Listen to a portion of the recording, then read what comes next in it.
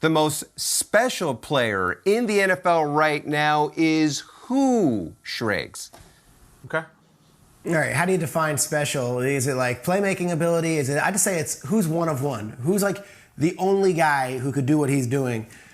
And it's boring, but it's this guy. He's 44 years old. He's still playing quarterback at a high level. Brady's 101. He's the most special player, not only in the game today, but in the NFL's history. 44 years old.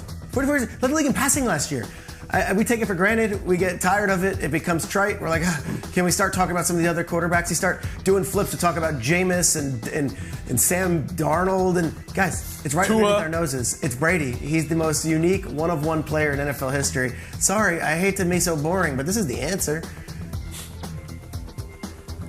Come on, Peter. Shregs, you're not boring, but I'm going to go. Is Tom's middle name Patrick? I'm going to go with a different Patrick. Give me Mahomes. Look, this is clearly a quarterback segment now here as we go back to back.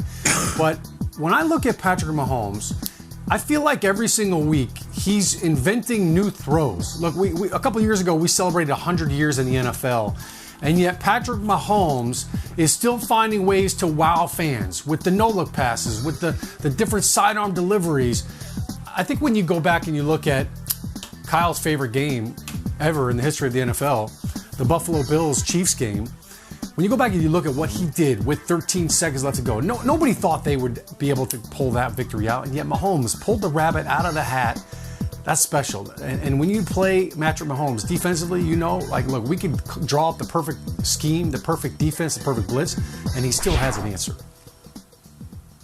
Just one thing, that Bills-Chiefs game, that's not a Kyle thing. I don't have this weird fetish for that game. Everybody loves that game. It's like the greatest game give you ever. credit. Don't put that on me. And I will say, Will, you should be the judge. Peter, you started something. I think we're on throughout this edition of Whiteboard Wednesday. I think there might be a competition within a competition of who has the most boring answer. So Peter's probably the clubhouse leader with Sean closely behind. Let's try it this week. Let's try the most boring. I'm going to go, Sean, the guy that you're talking about just took a big L to this guy and Joe Burrow. And I'm sitting here reflecting now in June. It's been about 5 months since that happened. Did Joe Burrow really take the Bengals to the bleeping Super Bowl? And did he do it in his second year? And did he do it after a massive knee injury? Did that happen?